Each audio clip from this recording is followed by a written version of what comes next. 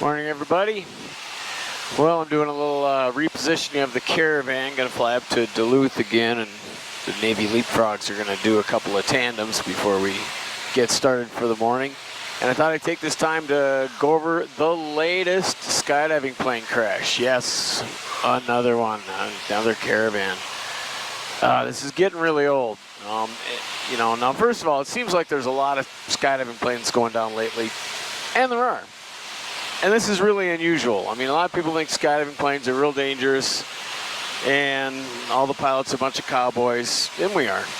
But for the most part, they're pretty safe. And this is really unusual to have a lot of skydiving planes go down in such a short period of time.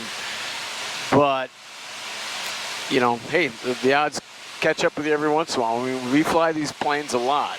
You know, these planes get flown every day, you know, 15, 20, 30 landings a day. You know, they're used a lot. So, you know, stuff is going to happen eventually. All airplanes are all susceptible to mechanical failure. So anyway, this was a Caravan exactly like the one I'm flying in right now, to a B, I believe, flying out of Cross Keys Drop Zone in New Jersey. And apparently they had some sort of engine problem. Looks like they reached a maximum altitude of a little over 3,000 feet. I'm not sure if that's MSL or AGL. Probably pretty close to AGL, though. New Jersey, I don't think is real high up, so I'll have to check on that. Sorry, I don't have that fact in front of me. But anyway, the pilot was returning to the airport. Looks like he was a little high. Did 360 to burn off some altitude, and then came in and was still too high and too fast. Touchdown, overshot the runway, ended up going off the end into the trees, and miraculously, again, just like the Twin Otter crash, no one was killed. I believe there's 3 or 4 people in the hospital, 1 critical, probably the pilot. He's always the, pilots are always the first ones to arrive at the scene of the accident because we're sitting up front. And I hope it's not a good friend of mine. He used to skydive here just until a couple years ago, and then he moved out there, and he is now one of the Caravan pilots for Cross Keys. So there's a real good chance that he was flying the plane. I haven't heard if it was him yet. Fingers crossed it wasn't, but hope, thoughts and prayers for everybody who was injured, but it sounds like they're all going to be relatively okay. I mean, the rest of the people, minor injuries, 1 person even refused medical treatment. But yeah, that's the thing with if you have to dead stick these planes is with the, if you lose the engine and you get these turbine engine, you'll feather this prop. And this thing glides really well. I remember when I was getting trained on it, we do a simulated zero thrust, simulated engine out with the engine feathered. And if you set up like your normal landing in this plane, you will go super long because it doesn't stop. And you don't have beta to stop you once you get on the ground. So it's nothing but a glider at that point, and all you've got is your brakes and any aerodynamic braking you can do, whether it's a massive side slip or, whatever. So it's not surprising that he overshot the end of the runway. And that's, that is kind of an issue. That's a problem because pilots need to practice this approach and, landing, because it's something that very, really could happen, as it just happened yesterday. And if you don't practice it, your sight picture is going to be all the way out the window because you have no idea what the plane's going to do when you come down in.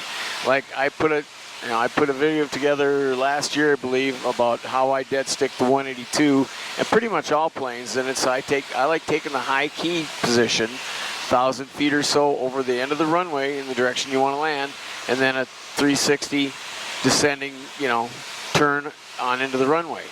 And I like that because I can practice it, and I can practice it with precision. I can say, okay, I'm right to beam the numbers at 1,000 feet. I've got a set point that I can reference, not rather than circling off the end of the runway. I'm like, okay, I'm a half a mile, I'm a quarter mile, I'm 3/4, a third of a mile. I don't know where I am to practice that if I'm practicing that dead stick landing, or kind of, a lot of people train, get a beam the numbers and just kind of keep your wingtip pointed at the end of the runway. Well, again, you're working with a bunch of unknowns there. You can't practice precision, but when you do the high key maneuver, I can practice that. I know exactly, okay, I'm 300 feet high on this one. I can adjust that. I'll widen my turnout. Hey, I'm a little low. I'm going to start my turn a little bit early. You know, I know exactly where I am if I practice that maneuver. So, but it's hard to practice that because, well, the airplane owners don't want you wasting time. Yeah, I know. They should all be, yes, practice your emergency procedures a bunch, but these planes are $950 an hour, and when you're out there burning holes in the sky just practicing stuff, sometimes they don't approve of that. And pilots are lazy, they fly too much. They go, I fly every day, I don't need to practice this. Well, they should.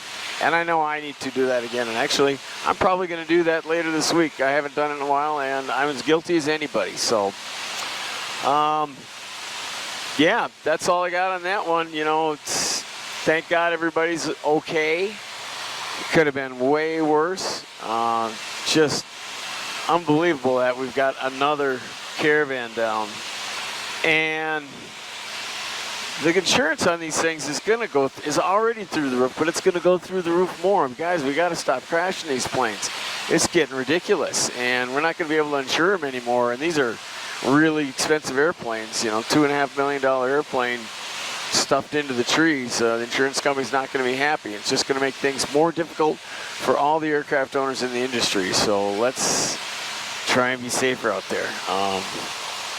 Yeah, that's all I got. No idea what the cause was. Doesn't sound, would be unlikely that it was fuel starvation because, you know, he just took off and pretty unlikely he wouldn't put any gas in. And I guess I saw one of the sheriff's interviews that everybody was covered in jet fuel, so sounds like they weren't out of gas. Oh, one thing I forgot. A lot of people might be wondering why the skydivers didn't get out, because it looks like they were up high enough, probably 3,000 feet, or even if, you know, even if that's MSL, they're probably 2,500 feet, you know, plenty high for a skydiver to get out.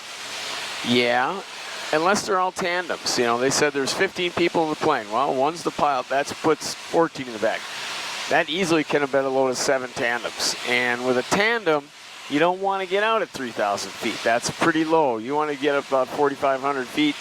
I mean, yeah, you could get out at 3,000 feet and go right to your reserve. The reserve parachutes open a little more reliably, a little more quickly. So you could have done it, but it sounds like they elected to land with the plane.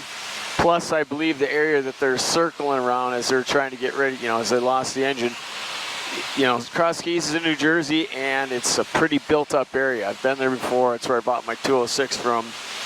And there's not a lot of big open farm fields there. It's just a lot of houses and buildings, and I wouldn't want to have to, you know, do a tandem, bail out on my reserve, and instantly setting up to try to get on some road or somebody's backyard or something. So they elected to land with the plane.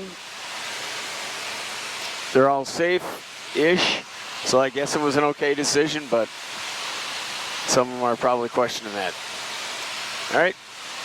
Well, that's all I got for now. As always, thanks for watching, and don't forget to keep your speed up.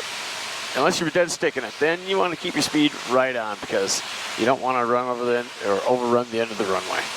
See ya.